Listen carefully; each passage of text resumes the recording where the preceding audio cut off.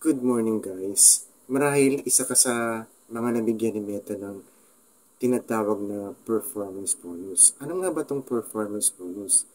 According dun sa Transparency Center, the performance bonus is an invitation-only program that gives creator the opportunity to earn money on interactions on their public Facebook posts, excluding Reels and Stories. So, yung earnings sa Reels, hindi kasama dun sa bonus.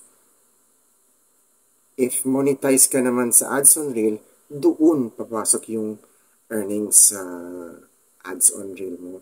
Pero yung earnings sa performance bonus is more on photos, long-form videos, at mga engageable videos or posts. Kasama na din yung mga reactions and mga replies natin sa mga comments. So, sa performance bonus, excluding ang Reels. So, kung ang account mo ay monetize pa lang sa performance bonus at gusto mong mag-earning, focus ka on engageable videos, long-form videos, photos, at try more engagements and likes na makakuha mo, doon ka mag-earn.